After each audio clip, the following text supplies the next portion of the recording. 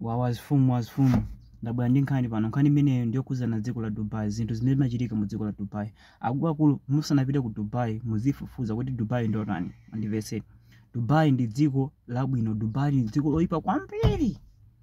Fedi dziko li ndra business. Andivese wina yesa amene Dubai amakasaka ndalama.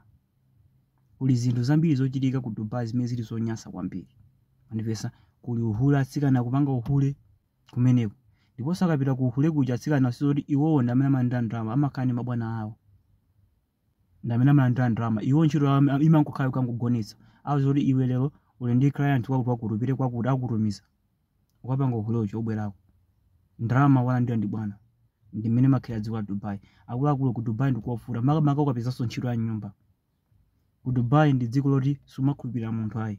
Even bwana wako sungamukhulupirire. Fayoti ku Dubai ndi dziko la business. Kuli mayi wina amene anapita ku Dubai. Mayi anapita ku Dubai. Kunapeza zoti amagwira ntchito bwana wina wake. Ku Dubai uko amagwira ntchito bwana uja napeza zoti bwana uja mayi anadwala. Atadwala anatengera chipatala. Ku chipatala uja anamuthandiza kuchoka sanabwerako.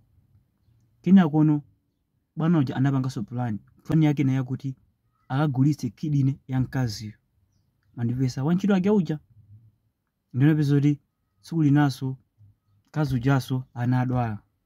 Sulu zozota bwana amapanga chani kwa mkazi anadwala. Anamtengera kuchipatala. Atantengera kuchipatala arufuna tupange operations ndizi mbodo uravura chakuja kuti.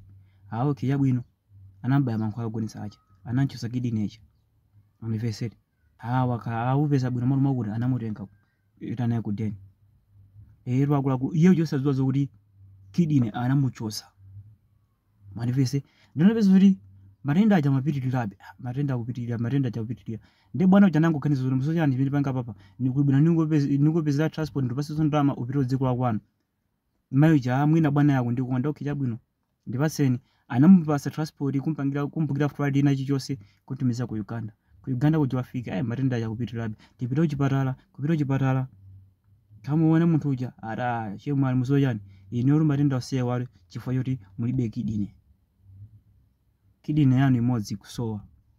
Mayi uja isowa. Yes. Isowa bwanji. Kina kwa wambo panga likozi njira zimene anadusa mwezi ndizi. Aroke ndikuti ku Dubai kuja. Bwana uja wapanga zakuri. Zimene zinali zoona anamubera kidney. Akuluakulu kumakhala osamala. Kunja kuno kwavura makhala osamala akuluakulu.